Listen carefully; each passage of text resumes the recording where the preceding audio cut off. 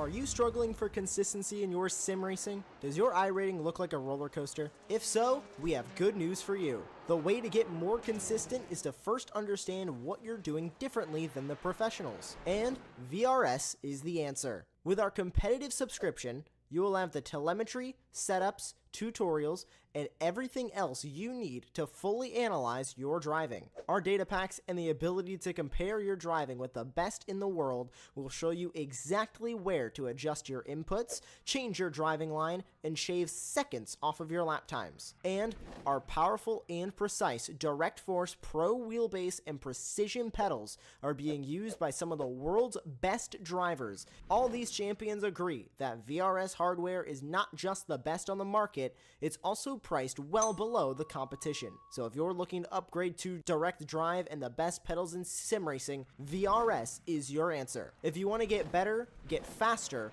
and make it happen sooner rather than later, you owe it to yourself to find out why so many people are switching to VRS. You'll be so glad that you did. Visit www.virtualracingschool.com and learn why the best use VRS.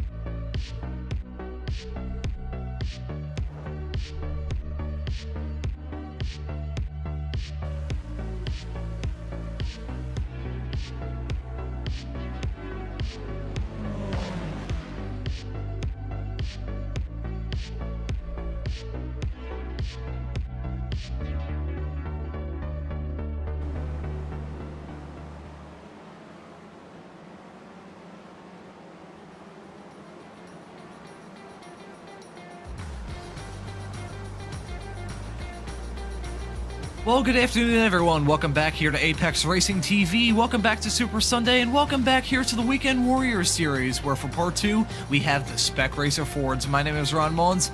Joining me in the commentary booth is Charles Bichelle, and in the virtual production hall, we have our old buddy Josh Wilkie, although it's saying our old friend Simuli Kumo is actually in the production booth, at least from my perspective. On the graphics, Josh Wilkie will be joining us here for this broadcast this afternoon at Rudskogen, the second time that we've been here in just as many hours. We saw an interesting Formula Ford race earlier on this afternoon. I wonder what the Spec Racer Fords are going to bring. Now, Charles, these cars are usually insane when it comes to the draft. These cars are absolute draft monsters, but at a track that really only has 2 long straightaways, do you think it's going to be a matter of survival, or do you think the draft is actually going to play a bit more of an important role than we usually see? Yeah, no, I think the draft is still important here because you've got that run down in it, as we saw with the Formula Ford race, that run down into turn 3. That is the longest straightaway on the track. Not quite necessarily straight, but you do get a nice good pull down the hill here. And then once you jump that crest, then it's a matter of, hey, just making sure that you get the car woed up. Hey, so I give a shout out to the track workers. We were here just an hour ago and it was just completely wet. Track is dry now, so fantastic job by them to get the track dried out so the Spec Racers get out here and run.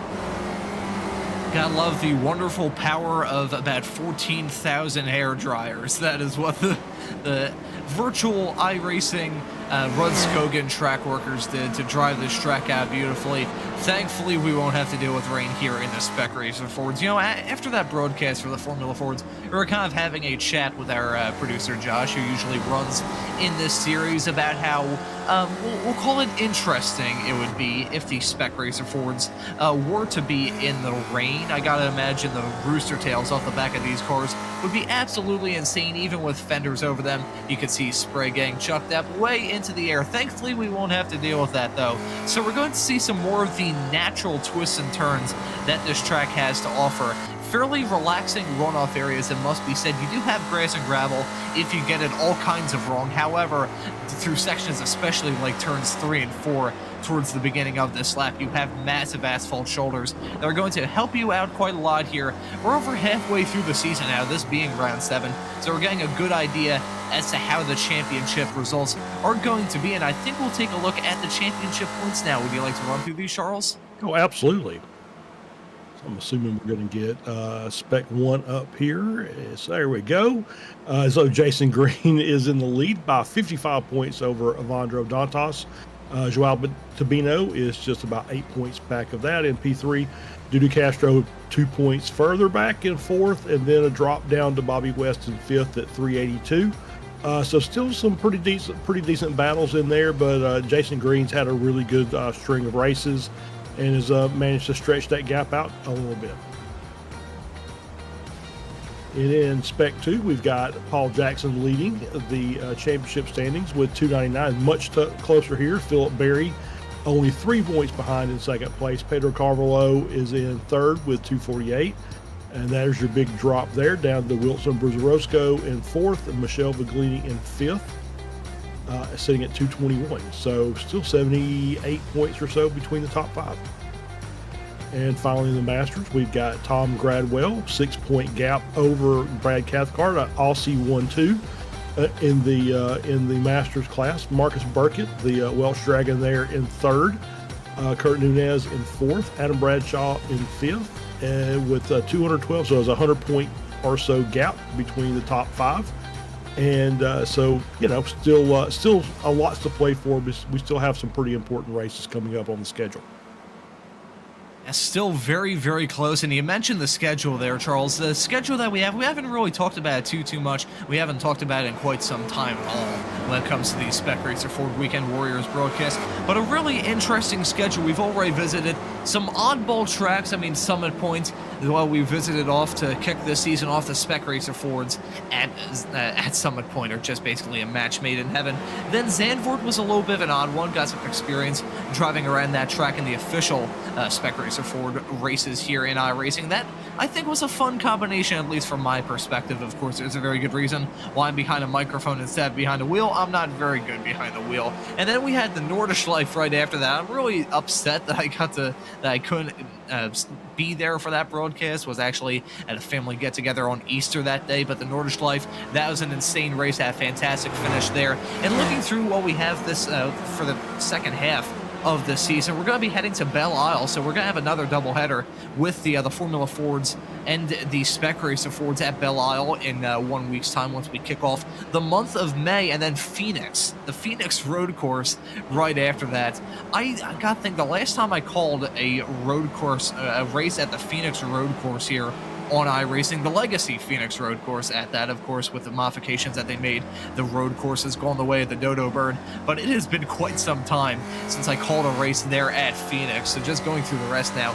Phoenix on the road course, Mid-Ohio, Winton, the track in Australia, which I cannot make head or tails of personally, but that's a pretty good track with some nice overtaking opportunities. And Watkins Glen is going to be the end of the season on June the 2nd. Now, Charles, sadly, I don't think you're going to be with us for the race at Watkins Glen to round this season off, but just of the tracks we have coming up, what's one you're probably looking forward to the most? Yeah, I hate that I'm going to miss both Winton and Watkins. So because obviously Watkins and these cars, the Watkins races are always really, really good. Belle Isle actually turned out to be a really good race last season when we ran there. And so, lots of, lots of car contact. It was really dramatic battling through the field. And it's got that nice long run back to the start finish line where you can get that draft kicked in. Obviously, the rest of the track is very technical, so it was a tough challenge for the drivers. But it's going to be next week. It's going to be a good race, I think. Obviously, we don't have to worry. Like I said, we don't have to worry about the weather.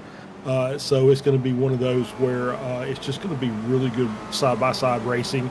Not a lot of passing. It's just going to be, hopefully, if you can get a good run down the front straight, you can get that, and then that run out of 1 and 2 down before you get to turn 3. There was lots of moves made there as well. So yeah, it's going to be a fun race. I'm looking forward to that. I hate that I'm going to miss Watkins, though. That's always a classic race. Think of the schedule we have coming up. I'm strangely looking forward to Phoenix, mainly because that track is absolutely goofy. Anyone that's driven the Phoenix Road Course here in iRacing, a scan that was done back in like 2008 or 2009, somewhere around that time. I don't even think I was out of diapers when that scan was done of the Legacy Phoenix Road Course. So it's a very old scan in iRacing with tire barriers, especially going back onto the oval, made out of the matter of white dwarf stars. You hit those and your car just basically gets turned into a tin can that got thrown out of a semi-truck onto oncoming traffic at about 70 miles an hour on I-95. But with that very strange metaphor out of the way, I think we should talk about this qualifying session. About 2 minutes left to go here on the board. We're following Evandro Dantas, who's up towards the top 10. Kurt Nunez, who we've seen, it's kind of been feast or famine for Kurt Nunez, it must be said. He was in contention throughout a lot of the races that we have. I believe he won a couple weeks ago at the VIR North layout. So Kurt Nunez currently P22 here in this qualifying session, right around Antonio Reese as well. So both of those drivers not having an ideal session so far. No, they're really not. We've got, but the top of the board looks very familiar to me. So with Marco Pinero and Dudu Castro locking out the front row, a bit of a newcomer, Jackson Resende, is out there, and he's running P3, and he is going to be a Spec 1, just looking at the fact that he's an 8K driver, along with Joao Tabino, who's had a really good season thus far. And then Jorg Monty, in fifth and leading the Masters class. I'm surprised that we don't have a couple of Spec 2s that are up in the top 10, but still got another lap to try and get that in there, and maybe we'll see a little change to the qualifying order. Still have to wait and see. It's crunch time here for this qualifying session. Less than a minute left to go here on the board. That's Bruzarosco's stop. That's in the small auto grass shoulder going down the back straightaway here right out of turn number 2. It's not really a straightaway because you're turning most of the time. However, is the longest flat out blast on this entire track. Then you head your way into turn number 3, which is like trying to thread the eye of the needle with the needle attached to a Saturn V rocket traveling at escape velocity. Every single time I've gone through that corner in a car that doesn't have buckets full of aerodynamic grip, I usually go spinning off like a top through there, or I try and do some kind of impression of a cruise ship or a container ship crashing into a bridge in Baltimore. But before I get myself canceled with a joke like that, I think we'll get back on track and talk about this qualifying session, which is wrapping up in just 5 seconds. The checkered flag is coming out now. So these drivers are on their final laps. We'll see what Chris Montgomery can do right now here with this qualifying session. And at a track like this, which is fairly short in the way that it is, I believe one of the shortest that we visited so far this season, only 2.02 miles in length with 14 turns, really giving these drivers no room to rest. And with only 2 long straightaways here, I think it's mainly a matter of traffic instead of just being behind a car to get that slipstream. Yeah, you're absolutely right, because we've got a nice 42 car field, I believe. So that's the difference between these Weekend Warriors races that you won't see in the officials. We've got about double the number of cars, and it's double the length with the pit stop involved. So there's some strategy that has to be played out during the course of the race. And as we see Josh Justice here running in 31st, I thought he would have been a little bit higher up in the order. I think he's had some good runs here over the past few seasons, so we'll see how he handles that in the race. But yeah, it's a very technical track. There's a lot of different layouts. I don't think we use very much, from what I've been told by some of our native Norwegians that work for Apex, so there's lots of different layouts, but I think we just stick to basically the standard layouts when I see every time we come here. So yeah, it's a very technical, like you said, really only the one long straightaway, a couple little shorter straights that you can kind of work to get a little bit of not really much draft help, but you can at least set yourself up for some good runs through some corners. Justice heading his way around the final corner, actually heading into the pits here. Justice is a driver that we see week in and week out on the Ray Esports Racing League here on Tuesday, pretty much the sister series here to the racing action that we have every single weekend from the Weekend Warriors. If you want to tune into that broadcast coming up here this upcoming Tuesday, that's going to be at another weird road course. We mentioned Phoenix, that's going to be coming up here for the Spec Racer Fords in just a couple weeks time, but this upcoming week we're going to be running at the New Hampshire road course, a track that we saw the Spec Racer Fords run at a couple of weeks ago. That is going to be an interesting race from that series, as will be this one here at Rudskogen. A lot of elevation change. It's a very fun track. We'll see how it converts for these drivers and the action that we'll have here in this 40-minute race that we have coming up right about now. So we're going to get the starting grid for you in just a few moments time. It's Marco Pinero there at the front, Dudu Castro starting alongside those two. Are always a 1-2 punch here in these Spec Racer Ford races. Then it's Resende there in P at number 3. Jackson Resende, the Brazilian,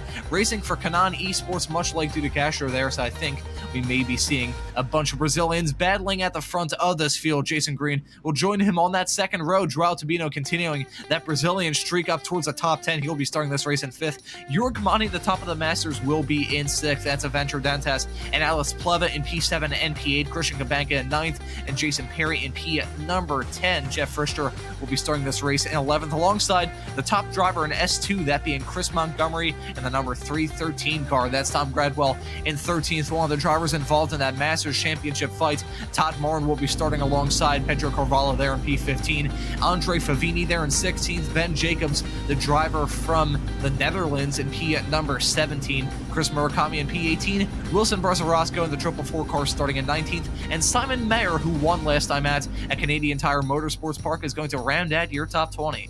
Yep, so starting with row 11, we've got All Masters row, Antonio Race and Kurt Nunez.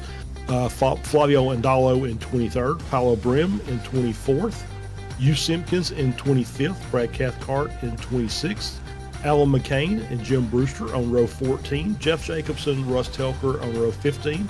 Starting in 31st is Josh Justice. Arnis Jurcevic is in 32nd, Paul Jackson in 33rd, Manning Grinnan in 34th, Rafa in 35th. I'm sorry, I can't give you any more information than that. Bob Kern in 36th. 37th, Wayne Buttermore, Philip Berry in 38th, Maurizio Naselli, Sergio Dorelli, 39th and 40th, not setting a time, also not setting times, Jesus Rodriguez, Marcus Burkett in 42nd, Gianni Long in 43rd, and Aaron Vagley in 44th. 44 cars here entered for the Spec Racer Ford Weekend Warriors. I'm not sure how many of them are going to take the start. Either way, over 40 cars is absolutely insane. You always love to see some fantastic participation.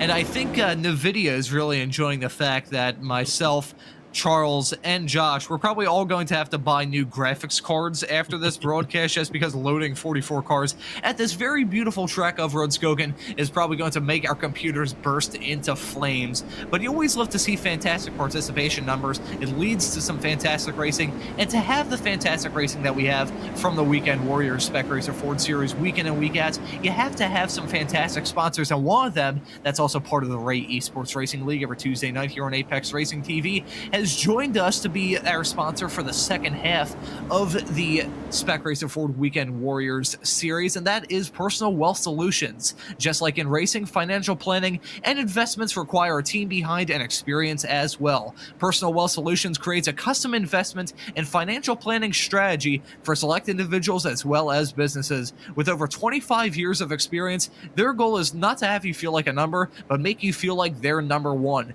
If you'd like to learn about financial planning run by racers serving racers, head on over to www.personalwealthsolutions.com. We would like to thank Personal Wealth Solutions for being a proud partner of the Spec Racer Ford Weekend Warriors and the proud partner of the Spec Racer Fords over at the Ray Esports Racing League as well. You always love to have some fantastic sponsors. It's even better when you can read out their sponsorees without getting your tongue wrapped around itself 14 bajillion times. But I feel like I may get my tongue wrapped around itself a lot, because I feel like we're going to have a lot to talk about here in this race. 14 corners, some decent overtaking opportunities, especially heading into turn number 1. That 1 and 2 section caught out multiple, I think it was over 10 drivers in the Formula Ford race we had earlier on this afternoon. We'll see if the Spec Racer Fords, with less rain than we saw in those open wheel cars, we'll see if they can get through that section clean here in just a few moments time. It's a fairly disorganized starting grid here as they go on to the start-finish straightaway. The field is now in the hands of your pole sitter, Pinero. He's taking a very early jump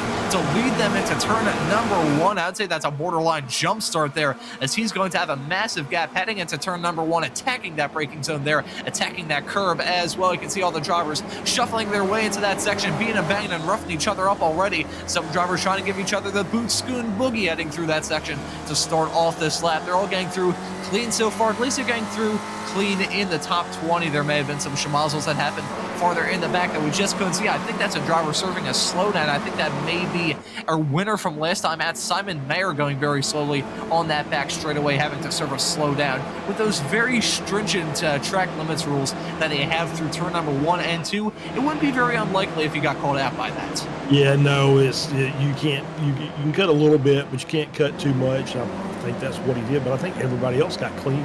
I got through cleanly. Yes, I don't see anybody has dropped down the order, with the exception of Mayer.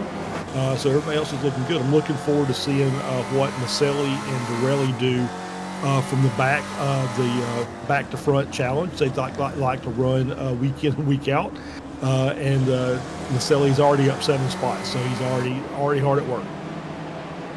Cutting their way through the field like a hot knife through butter. It's probably one of my favorite statements when describing the races that Nazelli puts on week in and week out. He is militarily consistent when it comes to cutting through the field. I think if he actually took qualifying seriously and actually took the starting grid outside the back row, he would be a force to be reckoned with week in and week out, but he can't really blame the guy for starting at the back and trying to give himself a little bit of a challenge. I'll tell you what, whenever I used to go to the indoor karting track right around me, I would always tell my dad, I'm not here to set a fast lap time, I'm here to pass people. And I think that same mindset can apply to Nazelli, who may try and size up a move here on Mayer, who after that slowdown is down 10 spots from where he started. Not ideal start for a lot of these drivers, and I will say, I nearly mentioned it right before he grabbed the green flag here about a lap ago, but that was a very disorganized start, it must be said, from a lot of those drivers. Rolling starts here week in and week out, except when we're racing at the New Hampshire road course, which for some reason just doesn't allow the drivers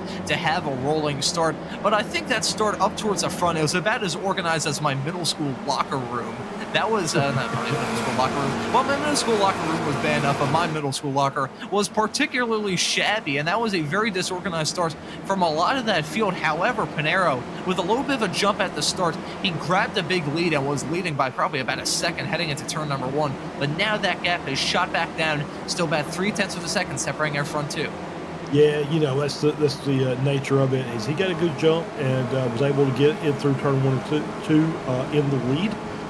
But he needed about 1.5 seconds in order to clear that draft, and so Castro was able to just work his way through the toe down into turn 3 and 4. Is able to close that gap back up, and so now it's a proper fight up front. You got basically the top 5 are about 1 second apart. We're riding on board with Antonio Reese. Him, along with, actually, I'm not going to mention, Antonio Reese has had a very up and down season. Ooh, speaking of it, now I think Carvalho had a big slide heading through turns 1 and 2 there. He is going to be losing a position here on Antonio Reese, going to fall outside the top 25 perhaps. That was a big snap there. I saw just 2 puffs of smoke and him going very, very wide, nearly getting flirtatious with a gravel trap on the outside turn number 2, which I don't think has been hit in the many years that this track has been operational, ever since they reconfigured it back in 2012. But this is what happened to Carvalho. Took too much of a bite there of that curb on the inside turn number 1 and just shot him off the track here, Charles. Absolutely, yeah. Just got the car, he's on the brakes hard, and takes that inside curb in turn 1, just unsettles the car, basically bounces out of there, and had to take the runoff area to gather it back up as we see more smoke, brake smoke from lockups coming down into there. We do see another car slow. That is the 207 or 307? I believe that was the 207 there. That was a little bit sideways. That was Todd Morin that had a big lockup.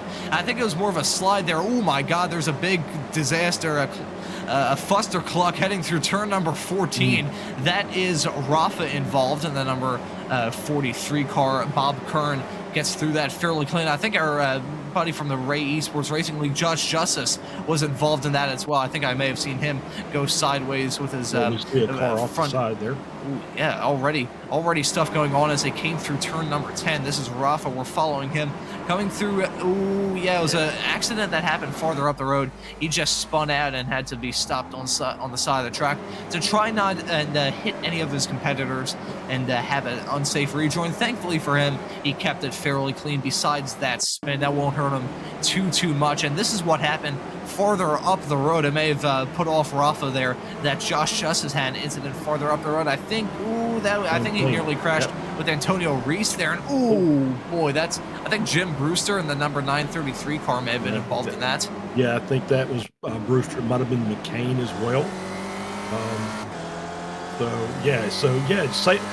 Same little spin. Is just too hot, too hot back on throttle, trying to get out of that corner. Loses the rear, and it's the same thing Rafa did in the first replay. So just goes to show that even the guys that we normally see running up front will make a mistake now and then, and especially when we talk about Josh Justice, who is actually a real life spec racer driver. So obviously he doesn't drive at Rudskogen. I think he's a American racing driver. So so it just goes to show that even those guys can make a mistake here and there. And but it looks like everybody's back running. He's lost some time in a few positions, but he's back on track, and see if he can make up some of that time he's lost. As we're seeing some fighting right outside the top 20. That's Kurt Nunez, currently in P22.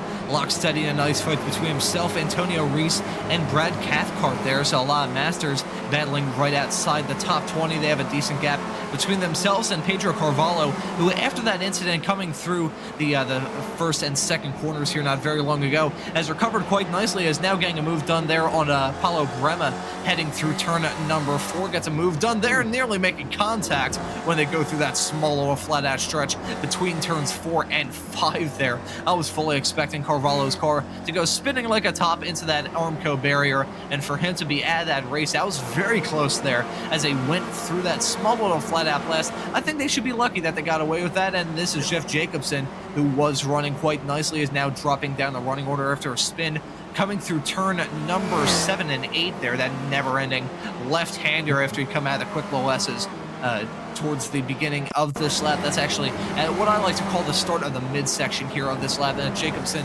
heading his way through turns 5 and 6 here, going into the 7 and 8 section. I think, nose contact between himself and the 121 and more contact. He got hit again. You can see the damage on the back end of Jeff Jacobson's car. Who was that he actually hit there?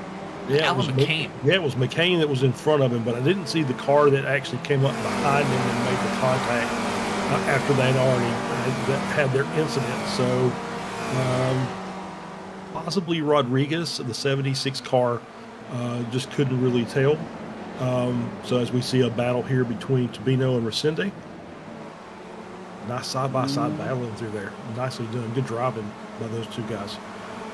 I gotta say, the front pack fight that we've had, we haven't really kept our eyes on just because of all the schmozzles happening farther behind. They have kept it very, very close. Currently the top 10 separated by about 3 seconds, with Christian Kabanka and the number 78 car being the tail of this train that we have forming here, with one Masters in the middle of that being Jurg Mani in the number 925 car.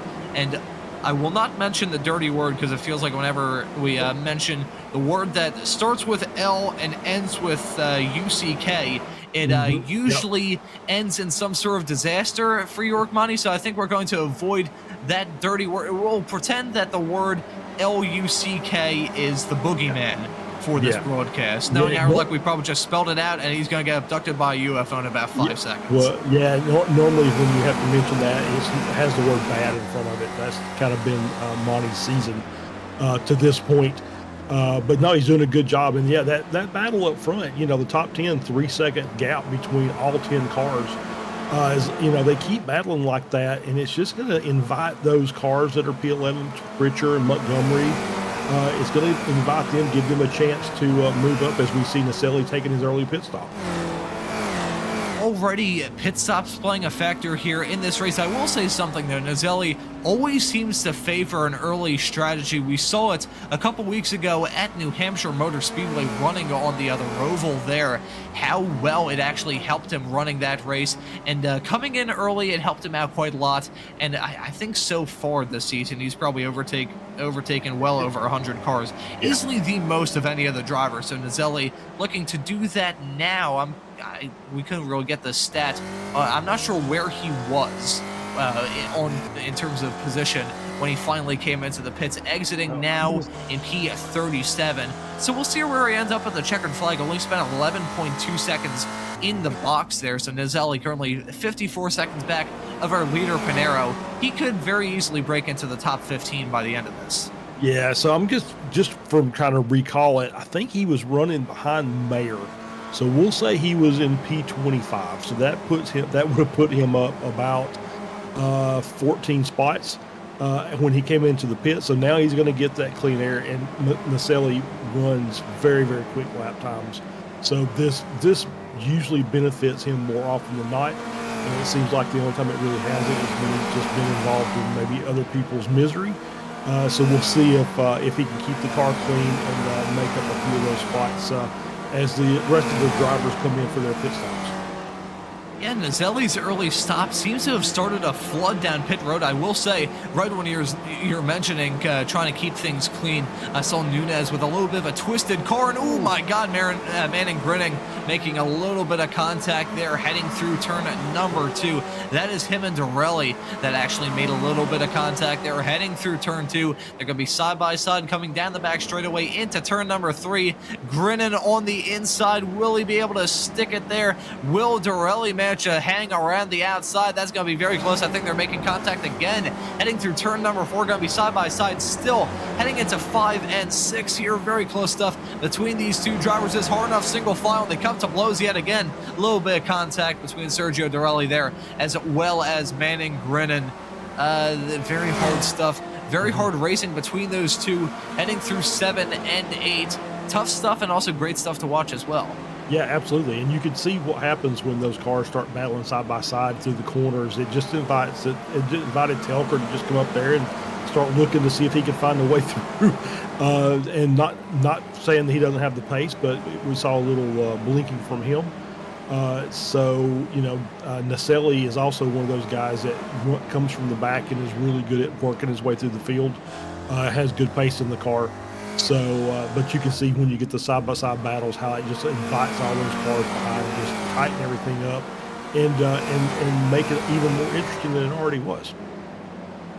And we're still seeing the pit stops continue here. I'm curious about whether or not we're going to see the drivers inside the top 10 actually opt for an early pit stop. They're still very, very close as things stand at the moment. It's actually still the top 10 covered by about 3.2 seconds. So the gap between all these drivers hasn't really increased all too much. However, you do have lap traffic farther up the road.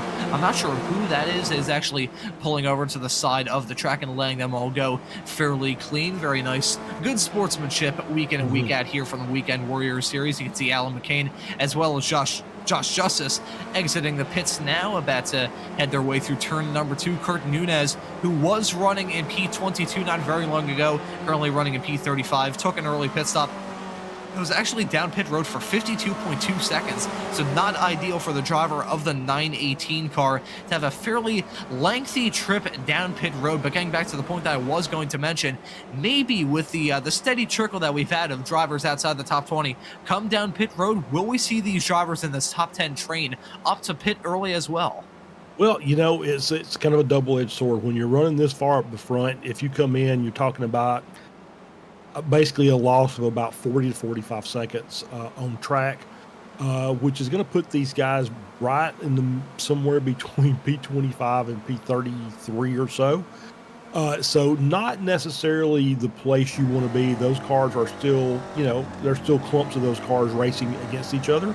So makes it that much more difficult. I think in the case of, say, Naselli, who was starting from the back, had worked his way up to the edge of the mid-pack. For him to come in and go ahead and get his pit stop out of the way just gives him that clean air, because he's not really running around anybody for the most part. He's got about a looking to see if he's got about a 5-second gap up to the next car, so he can run and make those little leapfrog moves a lot more cleanly than somebody running up in the top 10 would be able to do, because they're going to drop down into that mid pack, and it's going to be very, very difficult to try and make good passes and get optimal lap times. I mean, we mentioned in the discussion about whether these drivers would pit in early. We mentioned it during the Formula Ford broadcast earlier on this afternoon about traffic. That race, if I remember correctly, had about 35, actually it was about 31 cars in that Formula Ford Weekend Warriors race. Here with over 40 entered for the Spec Racer Ford Weekend Warriors race. It is going to be just traffic generally, whether it be lap traffic or just actual traffic period, is going to be a much bigger role. I'm curious if we can bring up the track map graphic to see if there's really any sort of window where these drivers can find a gap. You can see probably the biggest gap as things stand at the moment is currently Kern in P28. He's rounding his way around the final corner, and that's between himself, just about to go onto that back straightaway now, and then the drivers farther up the road about to enter through turn number 2 right now. So that's really the only window of opportunity for these drivers. So if we see the likes of Pinero, Castro, Tabino, Resende, Green, Mani, Dantas, Pleva, Kabanka, and Perry pit from inside the top 10, I don't think they're going to be in that window. They're not going to fight in that window. I think they're going to slide a little bit farther back. So I think they may be keeping an eye on that, just trying to figure out where they'd be able to exit the pits, and if they're good in traffic. The slipstream, very important at fast tracks, but at a track like this, which is very tight and twisty, traffic is more of a nuisance than anything else. Yeah, I completely agree with that. That's just, it just seems like it's probably this is not the place that the undercut from the front is going to work. So I think these guys are just going to, guys like Green, who's running in P5, he's probably doing as much fuel saving as he can to try and shorten that pit stop up, because he's in his position now that he's essentially a second and a half behind the leader. So he comes in and gets a really quick pit stop. You may jump him out to the front. So I'm guessing that's where some of those guys' minds are at this point. So Paolo Brema in the 555 car has now come down pit road here, trundling his way down into the pits. I mentioned it during the Formula Ford race earlier on this afternoon, and I'll mention it again. Driving this slow down pit lane is absolutely torturous. Thankfully, I don't think he's going to be speeding. Kabanka and Resende has actually had some kind of off. He's dropped down the running order. Was running in, I think, 3rd. He's now dropped down to 12th. So you can see now Christian Kabanka is going to be the tail of that. Actually, I say that the top 10 train has there's been a mild derailment in that top 10 train, because we saw Perry and Kabanka towards the tail end of that. They were about 3.2 seconds back of the leader not very long ago. Now they're quite a decent way off, as we're seeing Brema stopped in his box here, currently running a P34, going to drop down the running order as cars currently on track who have already taken their pit stop are going to blow their metaphorical doors off. You can see, oh my god, actually, this is a good point. Thank you very much, Josh, for bringing it up. I completely didn't notice this. 42 seconds stopped. Oh, this is torturous. If you're Paolo Brema, he was putting together an okay race, but right now he is seeing it all disappear. Yeah, that's not the way you want to have your pit stop. It's the one pit stop during the middle of the race is critical to having success, as we see. It's like McCain has said, you know what, I think I'm done for the day, or that being a hard left-hand turn, that was a second pit stop, so that very well could be he's having some issues with his sim equipment, and he had a disconnect there, and that could have also been the reason that he had that sharp left there at the end of pit road, or it's just frustration, one or the other. We're going to take a look at a replay of McCain here. I'll listen very closely to hear if the engine pitch changes. Nope, I think he just lost a little live. That's unfortunate. Dented the bumper a little bit. Doesn't really matter to him. He's out of the session. He'll be off having some beers after this race. Not an ideal race for him. So we're seeing Chris Murakami now exit the pits, who's currently running in P27. And just touching on the top 10, actually, as we're seeing a battle between Kurt Nunez and Josh Justice there. Got a nice move done there. Heading into turn number 1 is Kurt Nunez disappearing and reappearing. Some alien activity continuing here in the Spec Racer Ford Weekend Warriors. Ooh, Castro has now come into the pit. So Duda Castro is down pit lane, and he's actually blinking in and out of existence there. Some more alien activity continuing here. So they followed him from Canadian Tire Motorsports Park a couple of weeks ago for the Formula Fords. They followed them there to Rudskogen, so hopefully we don't see a massive abduction here later on this afternoon. Duda Castro still with us, and he is still on pit lane, currently in P13, so he's the first of the drivers in the top 10 to come down pit lane pretty much exactly at the halfway mark. So is this the right call, you think, Charles? Or do you think if you were one of these drivers, would you try and extend it a little bit more? I think just based on what I just saw, Resende also came in, so there might be some team tactics involved in this. So that might have been the plan, is for them to come in on the same lap and just kind of work together. Obviously, there's a bit of a gap between those two cars, but Resende's obviously got enough pace to at least maybe close that gap down as Castro starts coming up on traffic. So you may see those guys together before it's all said and done. We're still seeing these drivers running up towards the front of the field continue to break apart a teeny tiny bit. We mentioned how the top 10 were covered by only 3.2 seconds not very long ago.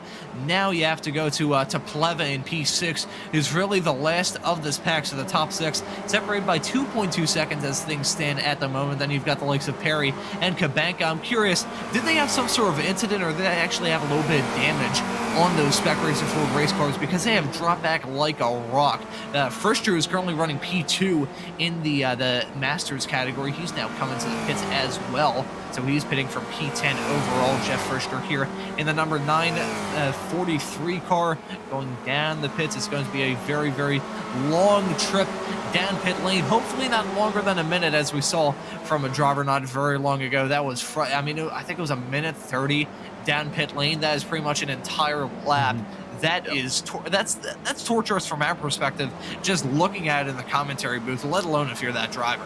Yeah, for sure. I'm wondering that gap. It happened about the same time that Resende had his incident, so I'm wondering if that was just maybe a byproduct of that they had to check up for whatever occurred, and that's what caused that gap in there. Obviously haven't seen the replay, so can't really guess, but that's kind of the way it feels. I think Perry and Kabanka are both pretty quick in that car, so I don't think it was a natural thing. Perry, could have made a mistake, and Kabanka checked up because of it. So it's probably one of those more than it is just not pace, because I think those guys were well within the draft, and if they were maybe a tenth or two slower, that gets covered up by just being able to draft down that straightaway. You can see Jason Perry and Christian Kabanka here in P7 and P8. I wonder if they're going to do something different from the drivers farther in front. They're running in their own small little nook right now, and actually the driver right behind them, that being Chris Montgomery, has just slipped into the pits. So I'm curious if we'll see those two come in the not-too-distant future. This is Andre Favini in the number 28 car, who slotted his way into P number 9 with all the pit stops we've had so far. And he's locked steady in a nice fight between himself and Flavio Andallo there in the number 145 car. So those two, barely any air covering them at the moment. Only a 2-car pack with these two going down the back straightaway here on lap 16. We're over halfway through this race, and I gotta imagine it's obviously a matter of when, not if, because you do have to make a pit stop here in the Spec Racer Ford Weekend Warriors Series. But I'm curious if this may be the lap that we see that pit road flood really begin. No, I don't think so. I think that these guys, a lot of these front runners like to just run it to the end. I will say I've seen Pinero come in early a couple times, but for the most part, that's when he's behind, not when he's leading. So my guess is that these guys will probably just run it out until they're out of fuel, and then come in and make the stop. Any of these group that would come in early, maybe Green, because he does such a good job on his fuel mileage. But for the most part, I think they're they're committed to the long run, and that's the way they'll attack the rest of this race.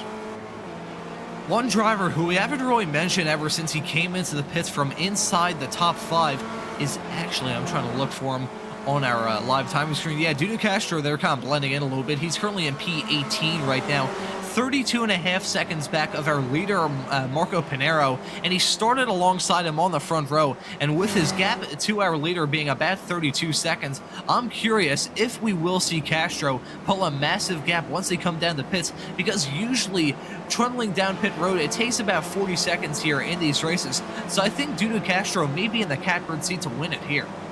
He may very well be. I'm just looking at the lap times, and he's running basically the same lap times as the lead 2 cars. Then the next group is about 3 to 4 tenths slower. And then there's a big gap back to Dantas, who obviously I think we just had a really bad last lap. But so no, Castro is running leader's pace. Resende is also running leader's pace. Naselli is running that second group. But he's running faster than basically everybody from about P6 down. So there's still lots to play for, and there's still plenty of positions that can be picked up. As we see now, Cabanca in the fast lap of the race. And that's a pretty good lap there from Christian Cabanca. We could see that fall between now and the end of this.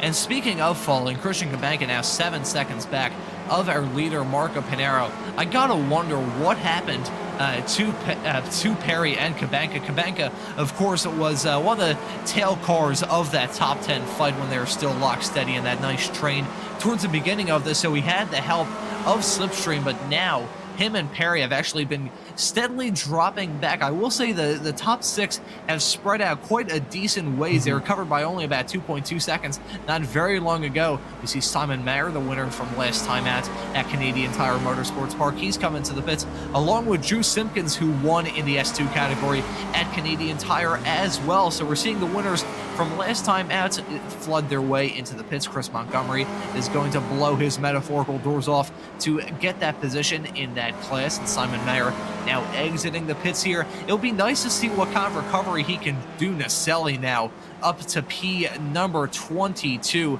So I'm trying to do the math in my head. I was thinking, would he be able to make up 30 positions here in this race? Because he made up 14 before he came down pit road, and then he exited in 37th. So now in P22, he is standing at 29. So if he can get one more job done, I'll be able to check that box off my Spec Racer Ford Weekend Warriors bingo card. Yeah, and there's still about, say, 15 or so cars, 16 cars yet to pit. Pleva coming in now. I just saw that pop up on the timing and scoring. So yeah, I think that 30 is a done deal, barring any kind of major catastrophe. Just have to wait and see how things shake out for him. Alice Pleva, who was running inside the top 10, has now come into the pits. He's dropping down the running order, stopped in his box, so we'll see where he exits out. I think you see Jacobs in as well, so Alice Pleva there stopped in the box. A driver from I probably butcher the name, Czechia. I feel like some people from Czechia will probably be upset about my pronunciation if I got that wrong. I apologize. I have German ancestors, and I will tell you, every single German pronunciation I ever have done on broadcast has been absolutely butchered and has forced my German relatives to pretty much roll it in their grave. So hopefully I got that right. I'm kind of used to calling it the Czech Republic because it used to be like that when I went to school. So Alice Pleva from Czechia, currently running P16. He won at VIR not very long ago, so looking to try and get a top 10 from this race. The driver, the number 46 car, currently running in the top, right outside the top 15 right now, 42 seconds back of our leader, Pinero. You can see Ben Jacobs now, the driver from the Netherlands, coming out of the pits now in P30. At this point now, with about a minute and a half until we get that 10-minute to go warning, I was going to say, will we see the leaders come in? But they're staying out for another lap. Cabanca is, and he's come into the pits. So we're seeing the top 10 slowly dip their toes in. I think it's going to be not very long until we see that front train cannonball their way into the pit lane. Yeah, I think you're right. I think within the next 2 laps, I think everybody's going to have to come in and take service. And so just to tell you, I think it's Czechia. I could be wrong because when I was in school, it was still Czechoslovakia. So and that shows how long it's been since I've been in school. So yeah, so Kubanka is in. We've got about, I think, 10 or so more cars left to come into the pits, which will be in very short order, I believe. If you want to feel better about that, Charles, I think when my dad was in school, it was called just Yugoslavia. Actually, no, it wasn't called Yugoslavia. So I guess my you could tell I was very good in history class. My dad used to have to practice duck and cover because he used to go to elementary school back in the 60s. It's, funnily enough, all the schools built around here, built back in the day, are right near natural aquifers, just in case nuclear war ever broke out. But we've gone completely off the rails here. We're talking about Duda Castro now in P number 11 before we talk about school construction during the Cold War. That was probably the most off-the-cuff discussion we have ever had here on the Spec Racer Forward Weekend Warriors broadcast. Duda Castro now still about 30, actually dropping back a teeny tiny bit from Panero, so he's 33.6 seconds back of our leaders, but still he is in, I guess we'll call it the Goldilocks zone of where you want to where you want to be once all the leaders come down pit lane. Man, I am all over the place here for this broadcast. Marco Panero, I think maybe, I mean, we won't see, well, Marco Panero won't see Duda Castro appear on his relative or even on the results F10 black box page on iRacing. However, I'm sure Marco Panero is definitely keeping Duda Castro in mind because I think you'd be a fool if you didn't. Yeah, absolutely. As we're sitting here watching this nice Masters class battle, Antonio Race, Cathcart, and Murakami just running just outside the top 20. So obviously points are going to be at a premium. So they're going to be obviously looking to see who's going to come out of the front of this group. Hopefully safely and securely that everybody still finishes. So yeah, I'm sure that Panero's got one eye on the timing and scoring, just to know what he's got to do when he comes in for his pit stop, in order to be out in front once the pits are all done. You can see how powerful the drift is here, even at Rudskogen. Chris Murakami trying to get the move done down the inside of Brad Cathcart, heading into the first corner, gets that move done fairly convincingly, it must be said. Tabino and Panero are now swapping positions. Actually, no, the reason why that's happening, Marco Panero, the leader of this race, for pretty much all of it, has now come down pit lane. He's now dropping down the running order in the number 16 car. We'll see, he has to hit his marks. He has to get it picture perfect here. Mani and Perry have come in as well, so we're seeing that trickle. We were expecting more of a flood. It's a trickle of these cars coming down into the pit lane. Panero is going to be the first to stop in his box there. One of the first and one of the final pit boxes that we have here on this pit lane. Panero didn't overshoot his box there, so that is good news for the Italian. We'll see how long he stopped in his box there. Gets away fairly quickly. 8.9 second stop there compared to York Monty's 12 seconds, so that's going to be fairly quick there from Panero. Exits pit lane, 44.6 seconds stopped down there in the pits, and actually he didn't get jumped by Duda Castro. Duda Castro, though, is within striking distance of Marco Panero, who we thought was going to be chopped liver compared to Duda Castro. It's actually going to be a nice fight between those two with about 7 minutes left to go here. Yeah, absolutely. I think that everybody did exactly what they needed to do, and the end result is exactly the way it was before everybody started pitting. So as we see Rizzo Roscoe coming through there in P6, about to go a lap down. Oh no, I'm sorry, he's still yet to pit. So that's why he's up in P6, right behind Carvalho, 10-second gap or so. So as we see Green come in on this lap, as well as Dantas. So that means that Tabino is going to go out and stay out for one more lap. So he's done a really good job of fuel saving, riding in that pack. I believe Joao Tabino has probably spent 33 minutes and 45 seconds of this 33-minute and 45 seconds that we have on the clock right now. He spent this entire race in that slipstream, and that could be the reason why he's getting some fantastic fuel mileage. I think there's cars on the road nowadays that probably have worse fuel mileage than some of these Spec Racer Ford cars do. That's pretty impressive there from Tabino, the fact he's been able to stretch his legs out for so long. And we saw this strategy work beautifully for Simon Mayer last time at Canadian Tire Motorsports Park. Was one of the last drivers, I believe the last driver, to come down pit road for his one and only pit stop. I think he came into the pits with about 4.5 minutes left on the clock. So Tabino maybe trying to capture that same lightning in a bottle and try and win this race. Currently the top 3 yet to come in. Tabino, who's leading at 21 seconds. Behind him is Andallo in P number 2. They're going to have to come into the pits along with Carvalho, who as things stand at the moment is a leader in the S2 category. So we'll just have to wait and see how things shake out in that fight. They're all going to have to come into the pits fairly soon. I can imagine those Spec Racer Ford race cars are running, I wouldn't even say on fumes, they're probably running on a hope and a prayer. Tabino has now come into the pits from the lead of the race. We'll see how he exits out. Now finally hits that pit speed line, I should say. It's a very long time that you're going down pit lane speed. It feels like forever every single time you're here. So Tuao Tabino going down the pits. It's going to be long until he gets into his box. Chris Murakami down pit road as well. You can see him trundling along, just exited his box, so he's going to be exiting here in the not too distant future. Tabino now stopped in his box.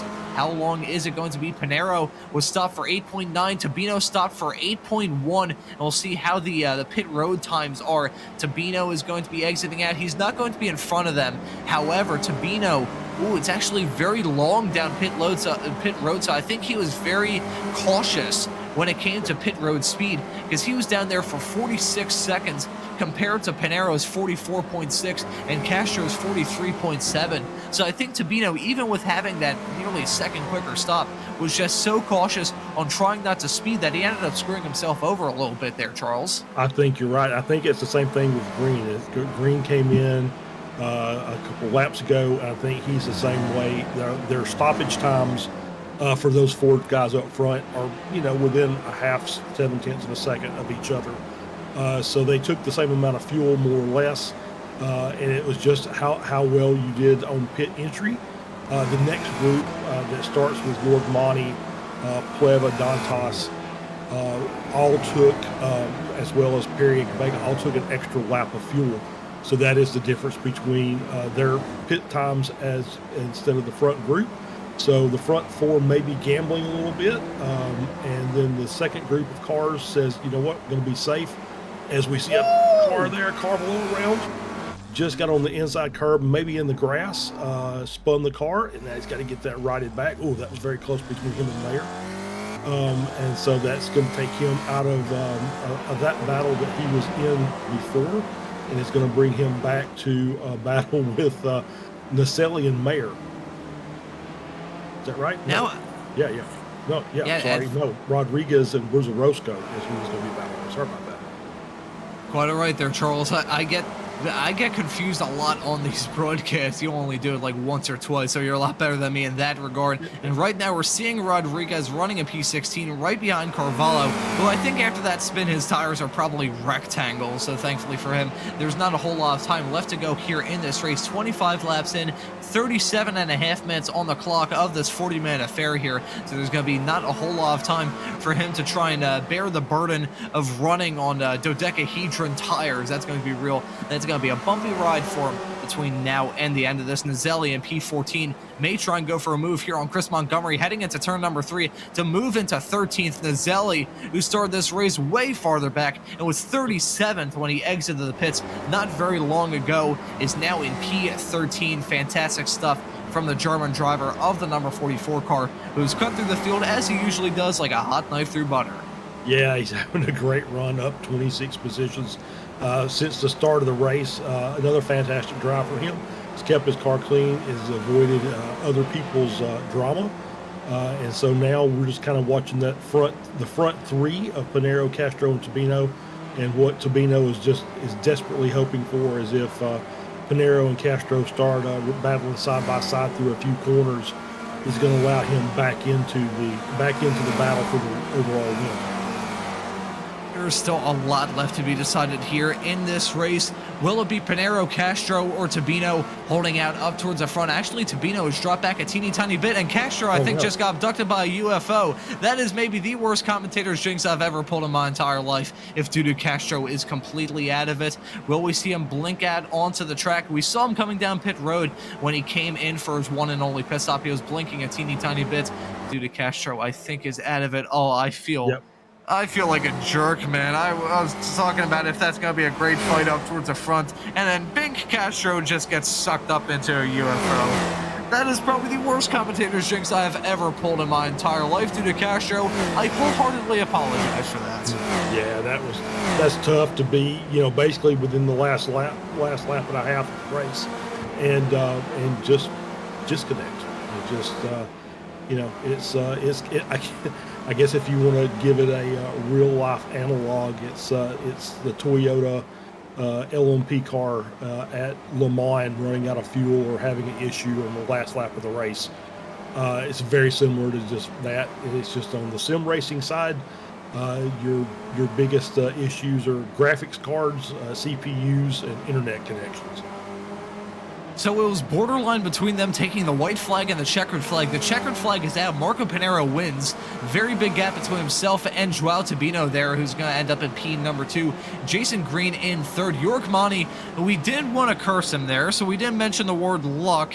He finishes in P4. Very nice result there from the driver from Switzerland. That was borderline. I think it was a matter of only seconds separating them taking the white or the checkered flag. So it is very similar to what we saw from the Ray Esports Racing League this past Tuesday, where it was very close as to whether or not they were going to be finishing the race or taking the white. That was very close between all of those classes, and it ended up being Panera winning it in S1, and overall, Mounty is going to be the top of the Masters, and Chris Montgomery in 13th. Who we didn't really talk about too much. We talked about him a lot more in the Formula Ford Weekend Warriors race earlier on this afternoon. He ends up in 13th, the top of the S2 drivers. Nice result from him. We're seeing the drivers cross the finish line. I'm still not over the terrible commentator jinx I did there on due to Castro.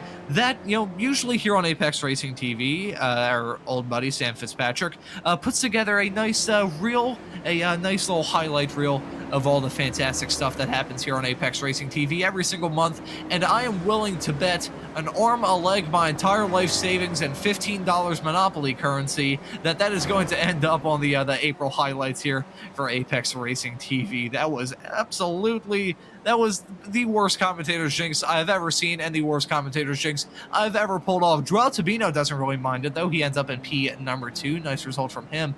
But wow, an interesting, and I feel like that race went by fairly quickly too, Charles. That did not feel like a 40-minute long race. However, they all took the checkered flag there, and a fairly, I wouldn't say incident-free, because we saw a lot of beating and banging and roughing each other up throughout that. However, that race felt fairly quick there, Charles. What do you think? Yeah, they usually go. Sometimes they'll go by like that, and they'll just be really, really fast. And I think the beating and banging's good. I think they did it. They battled hard and were fine and didn't wreck each other. That's the biggest thing, right? So a little beating and banging, there's nothing wrong with that. That fiberglass can be repaired fairly easy. So we see the donut crew there over in on the other side of the pit wall. Area. Yeah. So just saying we're done with these tires, so let's get rid of the rest of the rubber on them. As we see a little move through the fence there. Yep, nice invisible, nice pass-through fence. So as they're just all having fun at this point, race is over, so that's not much more you can say about that. Is they're just at this point, it's just this is the unwind period. I never even knew that you could get into that section. I was assuming you just drive through that and then you end up in basically the 7th circle of hell. They're all passing through each other, so some more alien activity as, crashing into the building there. I'm not sure. I think that may have been Jason Green there that ended up crashing it. Yeah, you can see him peeking his way through the building, ending up in nosing his way into that concrete barrier. Some bizarre stuff going on here. So I see a car farther in the back doing some donuts inside of a building. I think before my brain completely melts seeing all this stuff going on, I think we'll take a look at the results here from the Spec Racer Ford Weekend Warriors action here at Rudskogen. I may have to try that ad next time I'm in the sim. I never knew that you could do some donuts inside of a building. I thought that violated some kind of natural law of physics. However, that turns out not to be true. It's Marco Pinero taking the win there. Actually, no, that he took the pole. So that's the qualifying results. He ended up taking the win there. So I think it's happened a lot here in this series. The pole sitter ends up winning it after having a very up and down race there. So hopefully we can get the race results loaded up here in just a few moments time. Those are the qualifying results. It was a very nice qualifying session and a very nice race as well. Marco Pinero was at the front of both of them. He ends up winning this race 1.7 seconds back of Joao Tabino there in P number 2. Jason Green ends up in 3rd. Jorg Mani ends up top of the Masters there in P number 4 and didn't get struck by a falling anvil. I think we may not even bother mentioning the word luck because every time we do, he seems to have some sort of trouble. Alice Pleva will round out your top 5. The driver from the Czech Republic. That's Evandro Dantas in 6th, Jason Perry in 7th, Christian Kabanka in 9th, Jackson Resende, who had an up and down race, served to slow down early on, and I think was involved in an incident as well, ends up in P9, so a nice result there from the driver making their debut here in the Spec Racer Ford Weekend Warrior Series. Jeff Frister ends up in P10 overall, Andre Favini in 11th, Nazelli ends up in P number 12 as I bang my phone against the desk. Hopefully that thing get picked up on the microphone. Nazelli ends up 27 positions up from where he started. Absolutely unbelievable. From the German driver, Chris Montgomery in 13th, Simon Mayer in 14th, Pedro Carvalho in P15, Jesus Rodriguez in 16th, Wilson Brozarosco there in P number 17, Antonio Reese will round out your top 18, and that's Brad Cathcart and Jim Brewster rounding out your top 20. Yep, P21 is Arnis Jerzevich, Josh Justice in 22nd, Kurt Nunez in 23rd, Ben Jacobs in 24th, Jeff Jacobson in 25th, Flavio Andalo in 26th, Paul Jackson in 27th, and 28th was Manning Grennan. We go to the final page here, I believe. We've got Marcus Burkett in 29th, Hugh Simpkins in 30th, Chris Murakami 31st, 32nd is Paolo Brim. 33rd, Tom Gradwell, Duda Castro in 24th with that last lap disconnect. Russ Telker 35th, Gianni Long in 36th, Rafa in 37th, Wayne Buttermore 38th, Philip Berry in 39th, Bob Kern in 40th, Sergio Dorelli in 41st, Alan McCain 42nd, Todd Martin in 43rd, and Aaron Vogley did not take the start of the race and finishes 44th. And those are your results here from the Spec Racer Ford Weekend Warriors action here at Rudskogen. And I think before we wrap things up, we'll have a chat with some of the drivers waiting in the interview waiting area. Charles, would you like to have a chat with the 2 drivers we have waiting there? Yeah, let's talk with Chris Montgomery. So Chris, congratulations. I believe, if I'm correct, you are the winner of the Spec 2 class. So congratulations for that. So how was we talked about it at the end that we didn't really call your name out very much, so it seemed like it was a very clean race for you, not much drama. No, it was pretty lonely until the end there. I got together with Pedro. I kind of washed up in that one turn and he dove in there and he actually showed a lot of respect. He just jumped in the interview waiting area and we were talking about it. He reviewed it. At first he thought that I kind of came down on him, but it was just like one of those things. He had space and we just kind of came together. But yeah, that was about the only real action. I was just trying to hold on to Jeff Fritcher most of the race. Mm-hmm. He was a little bit faster than me, so I was just trying to tuck in behind him. And I thought in the beginning, I thought we might be able to kind of reel in the lead pack, but they just were too fast and they just pulled away. But I really struggled in qualifying, and Jason Green gave me a great tow in the last minute of the qualifying, and it bumped me up to a really good starting spot. So I kind of owe him. There you go. Yep. So next week we've got Belle Isle doubleheader. So what are your thoughts about that? I've never raced at Belle Isle. I don't know. I'd missed it last time. I really don't know what to expect. I like street race. I like Long Beach, so I like the street courses. But I really don't know. I'm kind of going in blind, so I got a lot of homework to do this week. Well, congratulations, Chris, and we'll look forward to seeing you next week and see if the homework's paid off. Thank you, guys. All right. That was Chris Montgomery, who ended up the top of the drivers in the S2 category. And I think we'll have a quick little chat with Pedro Carvalho, the driver that Montgomery mentioned in that interview. Pedro, thank you for joining us here in the commentary booth. An up and down race from you for sure. How was it out there? Good night, everyone. And the race is so troubles with me since the start, and I don't have a good start. A really bad start. Lost a lot of the positions on the start, and I have a lot of the issues during the race. Got 3 slows downs, and need to apologize from the guys behind of me. But at the final, have a good pit stop at this race. No, no fuel this race. No finish without fuel, and have a good battle with Chris. But I have give my apologize from him, and I have a precipitated. At the moment I can be wait and try overtake him in the other point, but it's all good. I give my apologize from him and show him from all respect if we have from the other drivers here from the league. And thank you from my team, and congratulations to Marco from the win the race, João, the podium, and to the 3 first in my class.